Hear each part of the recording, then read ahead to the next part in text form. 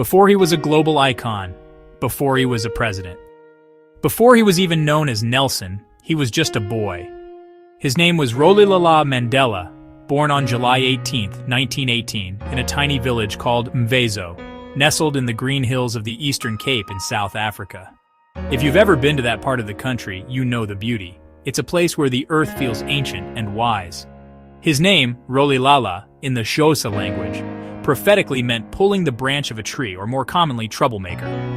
You have to love the irony. The world would come to see him as a peacemaker, but to the architects of an unjust system, he was indeed the ultimate troublemaker, shaking the very foundations of their power. His father was a chief, a respected local leader, which meant young Rolihlahla grew up with a sense of duty and tradition. He spent his childhood herding cattle, playing stick-fighting games with other boys, and listening to the elders tell stories of his ancestors. These weren't just bedtime stories. They were lessons in history, leadership, and justice. He learned about a time before white settlers arrived, a time when his people governed themselves. This early education, far from any formal classroom, planted the seeds of a powerful idea in his mind. The idea that his people were born to be free, not to be ruled by others in their own land.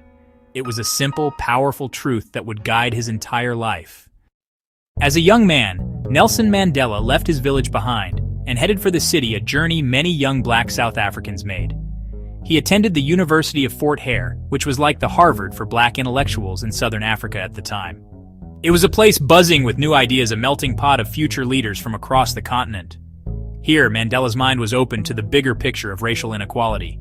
He met people who were thinking, debating, and dreaming of a different kind of future. It was at Fort Hare that his personal experiences with injustice started to connect with a wider political struggle. He began to see that the small indignities he faced were not random. They were part of a deliberate, oppressive system. After being expelled from Fort Hare for participating in a student protest, the troublemaker was already living up to his name. He moved to Johannesburg. This was the big city, the economic heart of South Africa, but it was also the heart of racial segregation. For the first time, he saw the brutal reality of apartheid in its most concentrated form. He saw black people forced to live in crowded townships, work in dangerous mines for little pay, and carry passes just to move around their own country. He studied law by correspondence and eventually, with his friend Oliver Tambo, opened the first black-owned law firm in South Africa. They were defending people who had no one else to turn to. This experience of seeing injustice up close, day after day in his law practice, was a radicalizing one. The year 1948 was a dark turning point for South Africa. The National Party came to power with a single, terrifying promise: to implement apartheid. Apartheid, an Afrikaans word meaning apartness. This wasn't just regular segregation. It was a brutal, systematic ideology that classified every single person by race. White, black, colored, Indian, and built an entire society on the principle of white supremacy. Laws were passed that controlled where non-white people could live, what jobs they could have, who they could marry, which park benches they could sit on. It was a system designed to crush the human spirit and ensure permanent control by the white minority. For Nelson Mandela and the ANC, this was a declaration of war on their very existence. The fight against apartheid became their life's mission. They organized the Defiance Campaign in 1952, a nationwide movement of civil disobedience. Thousands volunteered, led by Mandela, deliberately breaking apartheid laws. Walked through whites-only entrances, sat in segregated train cars, stayed in cities past the curfew. The goal was to flood the prisons and make the system unworkable. Mandela traveled across the country, a tireless organizer inspiring people to stand up and reclaim their dignity. The government's hunt for the Black Pimpernel was relentless. In 1962, Nelson Mandela was captured. His time as a freedom fighter on the run was over. He was initially sentenced to 5 years in prison for leaving the country illegally. But while he was already in jail, the police raided a secret ANC hideout in Rivonia and found documents implicating Mandela and other leaders in planning armed resistance. This led to the infamous Rivonia trial in 1964. Mandela and his comrades were charged with sabotage, a crime that could carry the death penalty. It was honestly a show trial, designed to crush the liberation movement once and for all. Facing the possibility of execution, Mandela chose not to deny the charges. Instead, he used the courtroom as a platform to put apartheid itself on trial.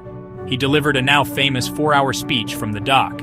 I have fought against white domination, and I have fought against black domination. I have cherished the ideal of a democratic and free society in which all persons live together in harmony and with equal opportunities. He was spared the death penalty, but sentenced to life in prison. Mandela was sent to Robben Island, a harsh, windswept prison in the middle of the ocean, a place designed to break the spirit of its inmates. For 18 of his 27 years in prison, this was his world. The conditions were brutal. Yet, even in this desolate place, Mandela's spirit was unbreakable. He turned the prison into a university. He and his fellow political prisoners organized secret classes, teaching each other history, politics, and literature. They debated, they planned, and they kept the hope of freedom alive. Mandela learned Afrikaans, the language of his oppressors, so that he could understand them and even reason with them. He learned that to defeat your enemy, you must first know them. The government had locked away his body, but they could not imprison his mind.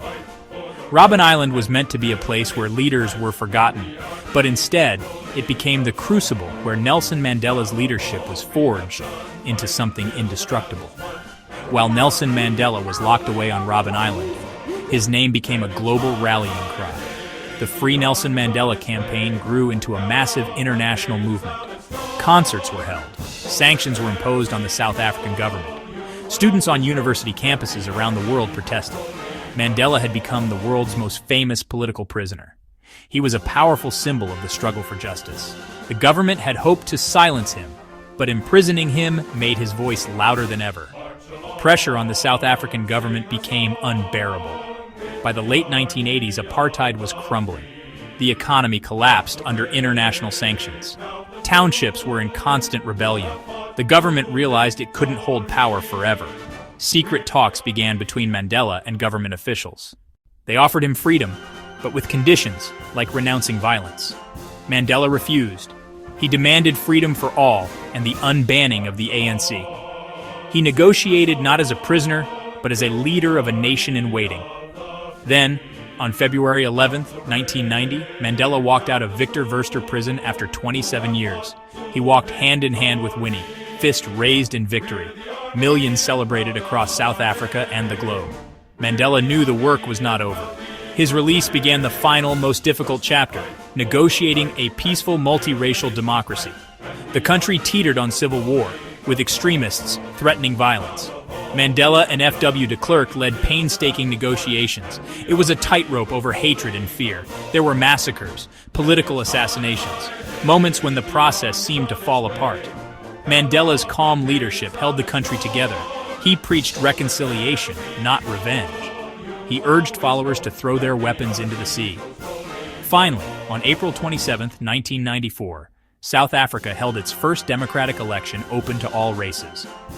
Millions queued for hours, some days, to cast their first ballot. It was profoundly moving. The result, a foregone conclusion. The ANC won in a landslide, and Nelson Mandela became the first black president of a free South Africa. Becoming president was not the end of the story. It was the start of his most difficult test. Nelson Mandela, Madiba by clan name, took charge of a nation deeply scarred by centuries of division. The air was thick with fear and mistrust. White South Africans feared retribution. Black South Africans demanded justice and restitution. It would have been easy to lead with anger, to punish. One of his most masterful acts of leadership came during the 1995 Rugby World Cup. Rugby had long been the sport of the white Afrikaner minority, a symbol of apartheid pride. He publicly embraced the team, urging black South Africans to support them. When the mostly white team won the final, Mandela walked onto the field and presented the trophy to Francois Pienaar. In that single moment, he showed the world that black and white South Africans could be one nation. It was pure Madiba magic. He also established the Truth and Reconciliation Commission, or TRC. This was not a trial to punish people for apartheid-era crimes. Instead, it was a platform for both victims and perpetrators to tell their stories. Victims could finally have their pain acknowledged, and perpetrators could apply for amnesty if they confessed fully and truthfully. It was honestly a controversial idea. Beyond South Africa's borders, Mandela's influence was immense. He became a global statesman, a moral compass for the world. He was a tireless advocate for peace, human rights, and the fight against poverty and HIV/AIDS. He had spent 27 years in a tiny cell, yet he emerged with a heart big enough to forgive his enemies and embrace the entire world. His message was simple but powerful, that no matter how deep the wounds, peace and forgiveness are always possible.